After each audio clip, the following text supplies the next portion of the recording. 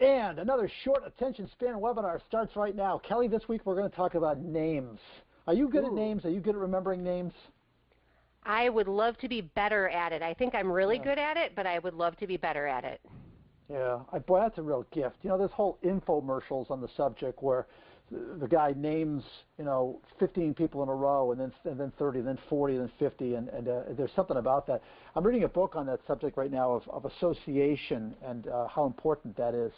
My problem is I can't remember where I put the book. So. Ba-dum-bum. I don't know where I'm going. No, I'm serious. I don't know where it is. So you don't need to sit down and spend 5 minutes with us, on the value of remembering a name. That's pretty simple because it's such an important part of life, never mind sales. But just a couple of tips. When I meet someone, this is what I try for. I try to say their name 3 times in 30 seconds. Because, Kelly, I figure it triples my chances. Right? Yeah. The other thing I'll try to do is to take kind of a mental picture, and I don't know if this is going to sound right, but oftentimes you'll meet someone, even if you say their name 3 times in 30 seconds, you're not present to the conversation. Right. So it doesn't matter if you say it 300 times, it's not going to sink in. So I almost have to make a conscious effort and say to myself, her name is Kelly. Right. Or something, just say that. That's one of my big ones. My other ones, this one's easier. If I'm in a meeting, by the way, the other thing about, I'm going to write it down in meetings, I will write down on a piece of paper, right around the edge, if I'm sitting in a conference room especially, the person's name, so their name will be right over their face will be right over their name. Right. But or especially if there's more than one person in the room, I kind of make a little map. That's bonus. Yeah, absolutely. But I want to say one other thing about the repeating thing. One thing I do, and you can't do this with everybody, but I spell it.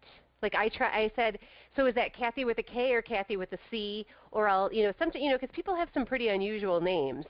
And so I'll say, Uzma, is that U-Z-M-A? And it's just my thing. And it's just, it absolutely helps with retention.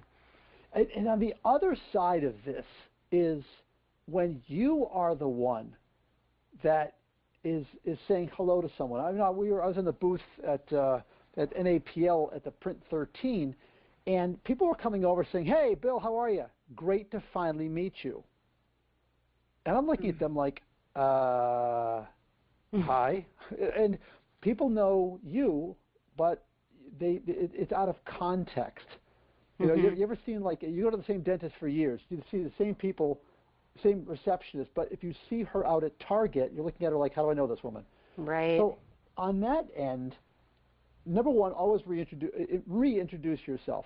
I was in San Francisco Airport on Sunday night. It's 10 o'clock Pacific time. I'm waiting for a red eye to come home, and there's an old friend of mine, Peter Farnham, and he's going down the escalator. He's yelling, and I was so taken aback that I must have had a look on his face like, I have no idea who you are, but I've known Peter for years. And he said, Peter Farnham, and it was just so helpful, and it reminded me that's a great thing to do. Reintroduce yourself. This last one I do all the time. I assume that people don't remember my name, and to be telling a story, I will use my name in the story to help people along. Is that weird? Is that good? No. I mean, I think so. You're kind of saying like. And then my brother was like, Bill, what's the matter with you? Yes. That kind of thing?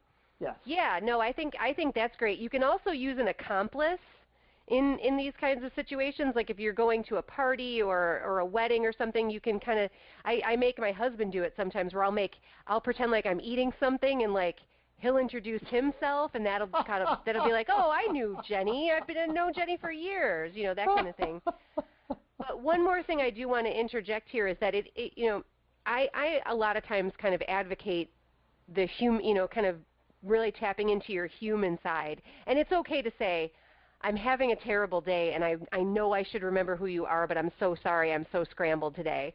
Or, something like that, to just say, look, I know I'm supposed to know who you are and I'm really, really sorry, but, I'm Kelly. Remind me what your name is again. Like that tends to go over really, really pretty well too. So. But that's kind of a last resort thing. I don't know. Definitely. I get so embarrassed because these are people that I really should know, and I don't know, just this is something I think worth looking into, worth improving. That whole name thing. The one time that I did nail it, however, was when I was in Australia the second time, and there was a gentleman over there by the name of Philip Lemon, and I remembered him from the first time I had been there 2 years earlier.